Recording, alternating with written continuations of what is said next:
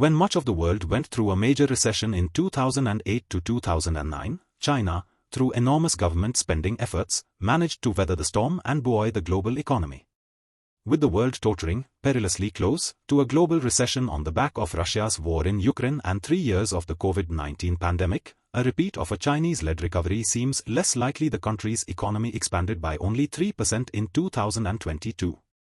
Growth is projected to remain slow in the early quarters of 2023 before rebounding strongly in the second half of the year, according to a survey of 37 economists conducted by Nikkei in December. The average GDP growth figure put forth by the group was 4.7%, with the vast majority of predictions falling between 4.0 and 5.9%. Yet even the most optimistic recovery scenario for China does not portend a return to the soaring growth rates that the country was used to for decades. China's GDP has grown at an average of nearly 10% annually since Beijing embarked on economic reforms in 1978. The world's second-largest economy has had a tumultuous ride since the pandemic first began. After early optimism about its rebound in 2020, repeat crackdowns on the private sector and strict zero-COVID lockdowns have wreaked mayhem on supply chains and damaged investor confidence. And January brought more bad news. The country's population declined last year for the first time in 60 years, raising worrying questions about its future workforce.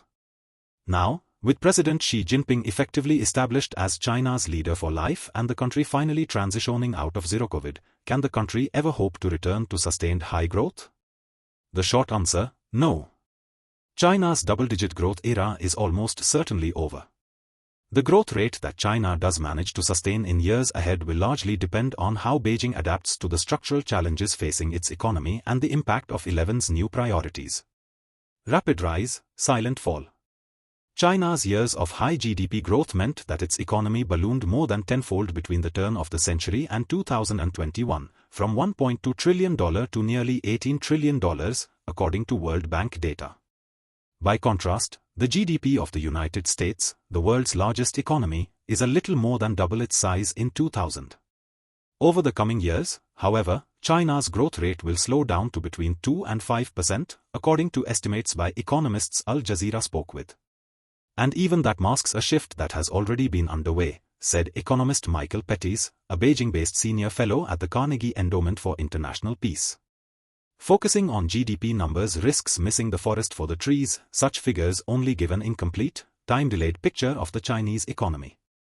The high-growth era seems to be ending now as per the numbers, but actually, in terms of productive investment, it ended around 10 to 15 years ago. Pettis said GDP used initially to measure Western economies is not built for purpose for capturing anomalies caused by China's soft budget constraints, which refers to a model where the state steps in to cover for spending in excess of income earned from a project.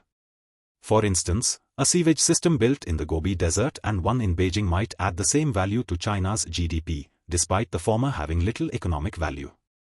In China, you can continue losing money for a very long time if it's politically necessary, but it's not reflective of the underlying productive capacity of the economy. Most economists appear convinced that China's previous growth model has run its course. But with the country's economy in the midst of a major transition, the future is unclear. Aging population, slowing productivity. The unique demographic and economic conditions China leveraged to achieve unprecedented growth in recent decades have faded away. The vast labor pools that fueled China's low-cost industrial base are shrinking as its population ages rapidly. The country's population decline in 2022 followed years of slowing birth rates. China will be replaced by India this year as the most populous country in the world amid an accelerating shift by multinationals to move more manufacturing to other parts of Asia, such as Vietnam, Malaysia, India and Bangladesh. The debt-heavy investments in real estate and infrastructure that have historically driven China's growth have peaked too.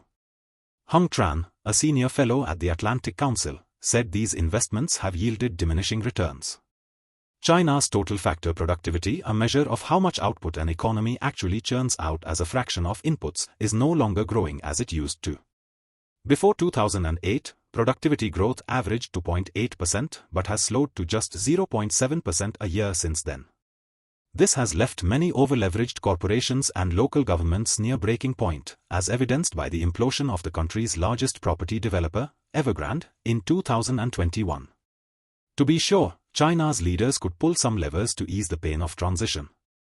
They could raise the official retirement age for men, 60, and women, 55, to 65, increasing the labor participation rate of the economy, a measure successfully employed by Japan, but even that might only partly delay the crisis. Already, the share of China's population in the 15 to 64 age group is shrinking, after peaking at just under 1 billion in 2015.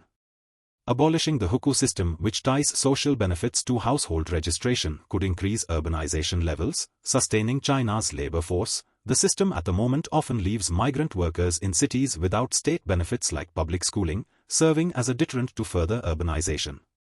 Automating more manufacturing by building upon China's advanced digital infrastructure could also help maintain industrial productivity. Yet even as Beijing seeks to soften an otherwise turbulent descent into lower growth altitude, its political leadership is setting new priorities in place for China's journey. What slow growth means for China and the world. The slowing of the Chinese growth engine will impact everyone, though not in the same way. Many countries, especially those who have come to rely on China as their major export destination, will feel the drop in demand acutely. The speed at which countries can pivot to other faster-growing emerging markets, such as in India and Southeast Asia, will largely determine the winners and the losers during this transition. The slowdown will also influence the geopolitical power balance.